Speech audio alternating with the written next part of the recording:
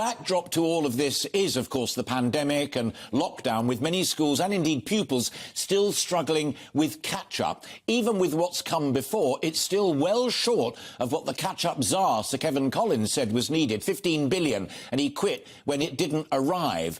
Is this enough money to make any difference?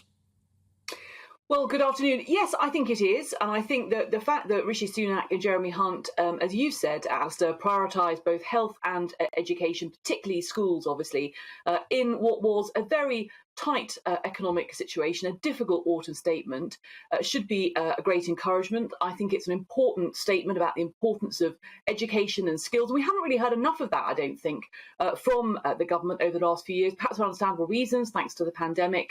But of course, you know, it's a big amount of money. It's going to restore the per pupil funding to 2010 levels, which is what Rishi Sunak said he wanted to do. But I think the heart of your question is, how is that money going to be spent?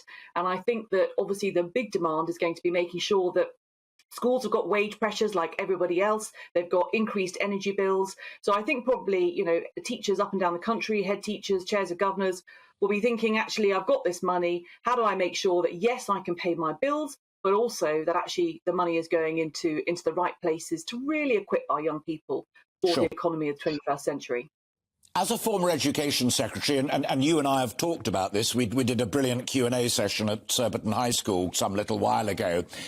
As a point of principle, do you think it is right that schools looking after young folk up to the age of 16 should be thinking about technical skills, financial skills, and your old stamping ground of digital skills, when roughly 1 in 5 kids still leave secondary school unable to read or write?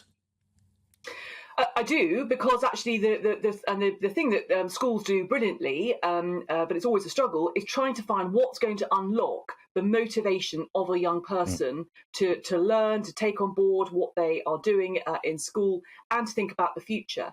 Now, one of the things I prioritised as well when I was Education Secretary was careers education and inspiration. And we've seen that's not just the secondary schools, that can be happening very effectively in primary schools as well. And we want to see more of that.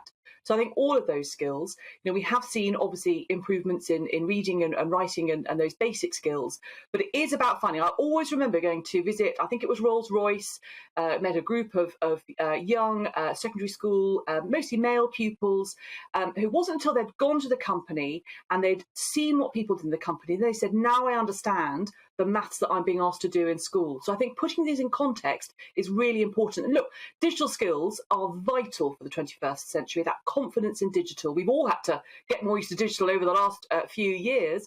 It's going to be absolutely critical, both for pupils, but also for teachers to feel really confident in this new working environment too.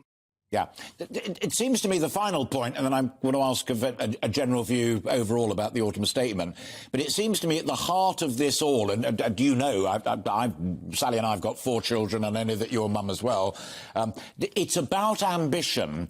It's about what one of my later guests, David Harkin, who runs 8 Billion Ideas, is going to say about, we all have that potential within us. This is about unleashing it, about time too, Nikki.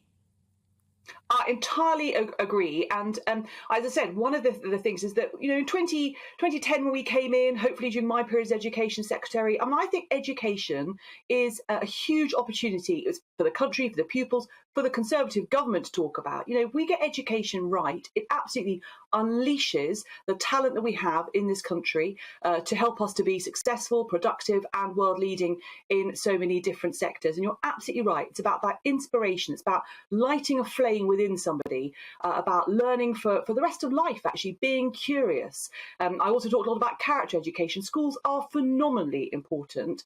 And I hope, you know, despite the, as I say, continued squeeze on budget, I hope that this statement from Jeremy Hunt and Rishi Sunak in the autumn statement makes it clear just how important they think skills and education are. And Rishi Sunak's talked about the importance of technical education. I think we're going to hear a lot more in this space. Good. I hope so. I genuinely do. Final question. You're not really standing in Loughborough, but you're now in the House of Lords, but you're still an active Tory.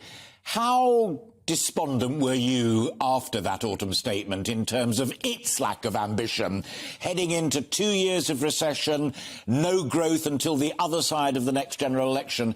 Did you, Nicky Morgan, feel like giving up and walking away from it?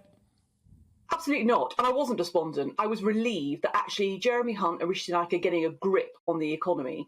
And I'm afraid if colleagues think that this is an election losing autumn statement, then they need to look at the mini budget, because that really was election losing. And I think I'm delighted that we've got a Chancellor and a Prime Minister gripping this.